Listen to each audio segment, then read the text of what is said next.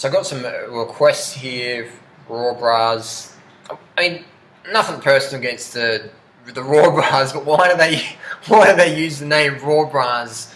And people keep emailing me and going, oh, like, you know, what do you think about the raw bras? They're great doing the raw food lifestyle. It's like those guys diss the raw food lifestyle, okay? And it doesn't make them bad people because they do it, but like, it's like, what the fuck are you using the raw name and that raw scene to develop your name when you're actually against it? So, again, I've got nothing personal against our three brothers. Just showing my comments and criticisms in this video because people keep asking about them.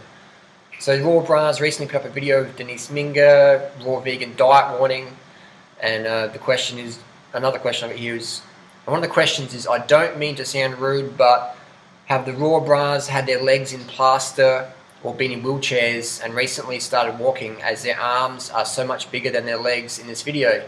Even the girl has bigger legs than all these guys in the video. Why is that? I've met the raw bras once and they didn't mention anything about just coming out of wheelchairs or having legs in plaster. Yeah, they do have sort of skinny sort of legs and more upper bodies, but I think that's more of a imbalance from training. I never asked them if they'd just come out of wheelchairs, so I can't answer that question accurately. Now, just get on to the real subject here. So,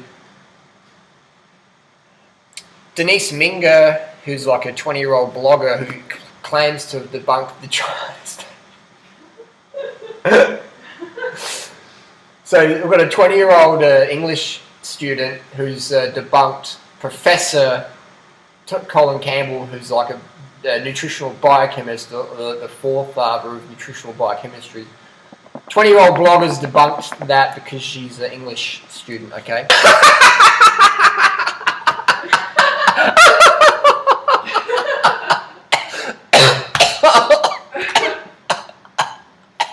Anyway, so they say that vegans don't get enough vitamin K2, so you need to eat meat and stuff like that and drink grass-fed dairy, otherwise your teeth will fall out of your head. Here's a quick picture here of a friend of mine's teeth. You can see that there. See that decay there? Now, my friend at this time was not a vegan. He was eating like a raw diet with lots of raw eggs and raw dairy, raw fish. But I don't know, because you know you shouldn't get dental decay. Only fruitarians should get dental decay based on the raw bras and Denise's theory. And people are welcome to have their theories, and that's fine, but we'll debate that definitely. In Australia, we have vitamin K injections for all babies in Australia. And if you don't want a vitamin K injection for your baby, then you've got to fight fucking tooth and nail to not get it. Because the doctor's going to give that baby a vitamin K injection. Now, how many fruitarians in Australia? 7, 8, 9 maybe? If there's so little fruitarians in Australia, how come there's so many vitamin K shots for every baby that's born in Australia? I think it's the same in the US, I think it's the same in England. Correct me if I'm wrong, post down below. Do they have vitamin K injections mandatory in your country? Find out, look it up.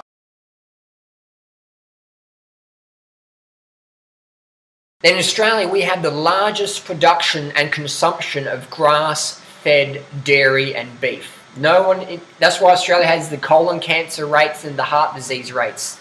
We have such an epidemic of colon cancer. Read this book, please. CSI Area Perfidy by Jeff Russell, an Australian author, tackles the Commonwealth Science Investigation Research Office, just hits him up and says, well, hang on, what's the deal? And after this book was released, the head nutritionist actually came out and said, what we published was wrong. What we published was wrong, I take it all back. Red meat gives you colon cancer, doesn't matter if it's grass-fed. Dairy clogs your fucking lungs. So, and people say, well, eat fish. This is a good book. John McCabe talks about the extinction of the oceans so people can have their cat food for breakfast. Crazy, but true. Eating fish for omega-3 for brain health when fish is full of mercury and strontium-90 in 2012 is like, what's that like? It's like teaching your kid the law of gravity by throwing them off a second-story building. Now, Denise Minger and the raw brands say fruit will make you fat, fruit will give you diabetes, yet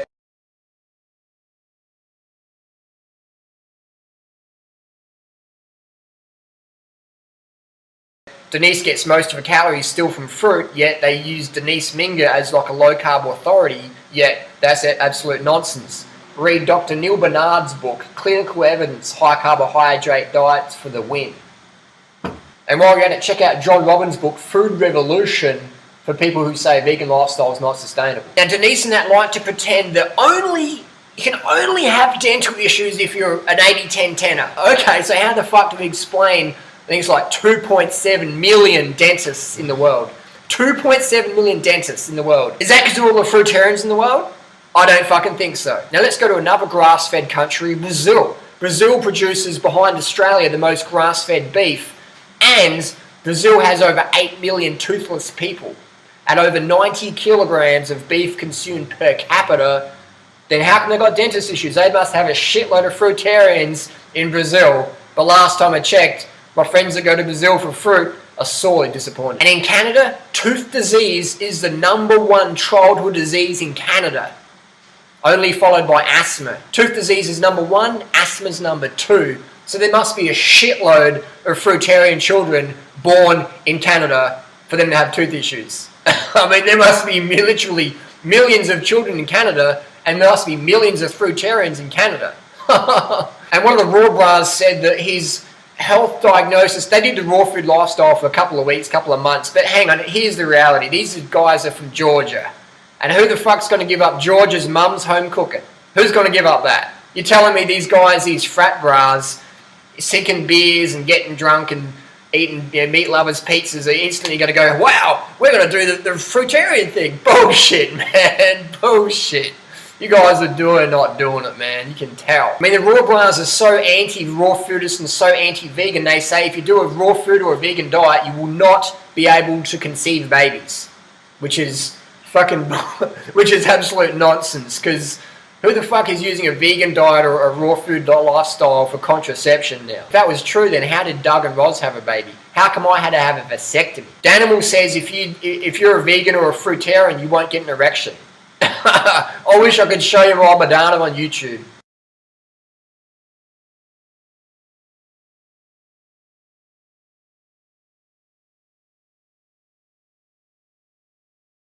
Let me slap against this box here. And Denise says that vegans don't get enough vitamin K2, vitamin A, and vitamin D.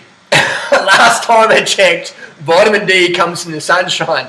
Last time I checked, body makes vitamin A out of beta-carotene, and beta-carotene, vitamin A, is found in all fucking plant foods, all fruits and vegetables. Last time I checked, the body produces vitamin K2 in its intestine from vitamin K, which we get from plant foods. And again, they give babies in Australia vitamin K injections. So unless there's 100,000 fruitarian babies being born every year in Australia, 100,000 fruitarian babies born. What the fuck are people saying, man? Nonsense. Here's the cruncher, here's the king hit, here's the smackdown, here's the fucking giblets. Denise Minger says that vitamin K2 is not found in plant foods. What you just said is one of the most insanely idiotic things I have ever heard. Now, if we go to John McCullough's website, Dr. McCullough's website, and we look up vitamin K2, and we look up all these little supplement sales hype and everything, like why my vitamin K2 supplement's the best.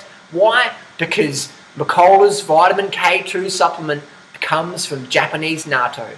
And what is natto? Is it a fish? Is it an animal? No. Natto is fucking soybean vegan dish. Fermented soybeans is where the highest source of vitamin K2 comes from. Now, how the heck does someone like Denise, who doesn't even know that vitamin D comes from the sun, vitamin A from plants and produced, vitamin K2 produced, or from soybeans, how the heck does someone like that debunk the fucking China study? How does someone do it? You know what they do? They can't do it. They can't fucking do it. So, conversation finished. No offense to anyone in this video. Just sharing my nutritional debate. You guys are fools. You guys are clowns. You bring nothing to the table but nonsense. And anyone who knows nutrition or human physiology will be able to laugh at the claims you make. Literally just laugh them away. So I don't mind doing videos like this because I'm here to educate people with the truth, to override all this dogma out there that says, oh, I mean, dogma. That's what fucking dogma is. Dogma is like foolish opinion. If you're a vegan, you won't be able to get an erection. If you're a vegan, you won't get any sun from the vitamins from the vitamin D from the sunshine. Oh, I don't know. It's like, what the fuck are you guys thinking? So post your comments down below. What's the dumbest thing anyone's ever said to you about your vegan or fruitarian or 80-10-10 lifestyle? What's the dumbest thing you have heard? Post it down below. Thanks for watching. See you soon. Vegans don't get enough iron! Where do you get your protein from? Plants don't have protein. But what about vitamin K2? You need to drink milk for calcium, Durianrider. You don't get enough B12 if you're a vegan, Durianrider.